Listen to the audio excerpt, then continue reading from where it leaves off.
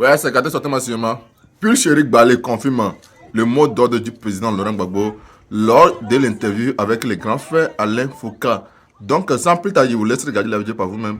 Likez, commentez, surtout partagez la vidéo maximum. Comme d'habitude, on ensemble, ciao.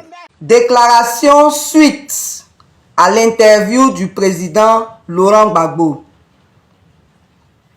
Le président Laurent Gbagbo quitte la lutte politique mais laisse un mot d'ordre. Le 25 octobre, ce n'est pas une élection, c'est un coup d'État, un braquage électoral. Je suis résolument avec les marcheurs. C'est le président Laurent Gbagbo qui l'a dit hier au cours de son interview. Cette phrase est notre énergie, notre force face au bourreau de notre pays. Ivoiriens, Ivoiriennes, aujourd'hui plus que jamais, nous devons nous battre pour la libération de notre pays, de notre nation, de notre peuple. Le président Gbagbo restera toujours présent dans nos cœurs, car il demeure le père de la démocratie en Côte d'Ivoire. Poursuivre cette lutte pour la liberté et la souveraineté est une opportunité historique pour notre génération. Patriotes ivoiriens, en cette période d'occupation de notre territoire, de confiscation de nos libertés fondamentales et d'emprisonnement systématique, nous devons cultiver l'esprit de victoire et de solidarité. Le président Laurent Gbagbo a dit, et je cite, « J'ai mené mes combats à moi, sans rien attendre des autres. Assumez vos combats sans attendre l'impossible de moi. » Au CCRC, nous sommes entièrement d'accord avec cette parole de vérité. Trop d'Ivoiriens préfèrent applaudir les combats menés par procuration, attendant toujours qu'un autre se sacrifie à leur place. Mais la résistance citoyenne, la vraie, ne se délègue pas. Elle s'incarne, elle s'assume, elle se vit. Le président Laurent Gbagbo a mené les siens, il en a payé le prix. Chaque lutte a ses hommes et ses femmes. Cette lutte est la nôtre. À chacun désormais de mener son combat dans sa commune, dans son quartier, dans son village. La liberté d'un peuple ne se mendie pas. Elle s'arrache par la conscience et l'action collective. Nous, citoyens ivoiriens libres, chers compatriotes, nous devons agir sur toute l'étendue du territoire national pour le respect de notre nation, pour le respect de nos droits et de nos vies. Un peuple debout et discipliné est un peuple forcément victorieux, capable de faire face à toute adversité oppressive. Notre pays est sous occupation. Sa libération est lourde, mais noble. Et elle est en charge de notre génération. Nous avons le devoir de mener ensemble ce combat pacifique, patriotique, mais intransigeant face à ce coup d'État constitutionnel et ce braquage électoral en cours. Moi, Pulchérie Edith Balé, je me tiens devant vous ce matin au nom du CCRC pour vous inviter à plus de dignité et de résilience afin qu'ensemble nous puissions libérer notre patrie. Cette libération sera le plus bel hommage rendu au président Bédié, au président Gbagbo et à tous nos martyrs. Ouattara ne comprend que le langage de la violence. Face à sa terreur, nous devons imposer notre langue de patriotes résistants pour défendre nos droits. Ivoiriens, Ivoiriennes, notre bourreau c'est Ouattara et son système d'occupation. Comme le peuple libre de Madagascar, nous devons occuper les rues de nos villes et villages. Bloquons tout. Empêchons la tenue de toute élection, surtout celle qui s'annonce comme un coup d'État électoral. Le message du président Gbagbo n'est pas une abdication. C'est la manifestation de la sagesse et de l'expérience constructive. C'est un appel à la maturité et un signal de transmission qui nous dit « Le flambeau est dans vos mains ».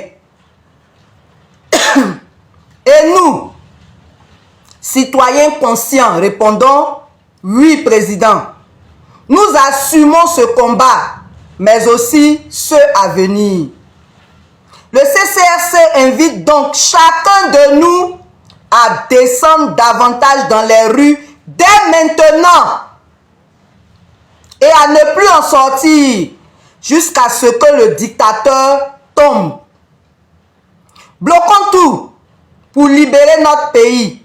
Non au 4e mandat. Non à cette comédie d'élection.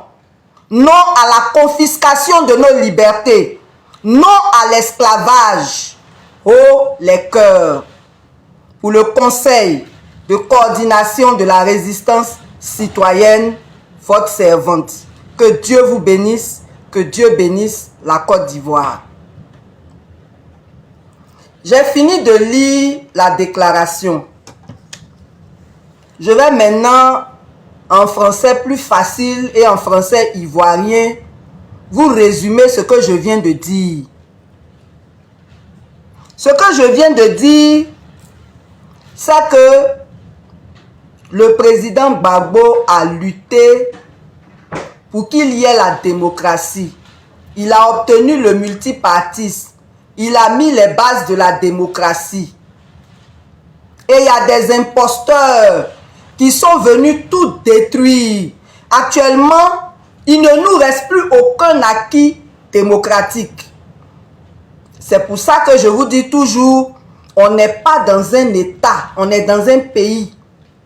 On n'est pas dans une république, on est dans un pays où règne la dictature, où les principes, aucun principe démocratique n'est respecté et les libertés sont bafouées tous les jours, chaque jour, davantage. Donc là où on est arrivé là, le président Gbagbo nous dit, il est vieux, il est fatigué, mais il nous a montré le chemin. C'est lui qui a été le premier dans ce pays-là à montrer la route de la rue pour obtenir la victoire. C'est ce même chemin que nous empruntons aujourd'hui.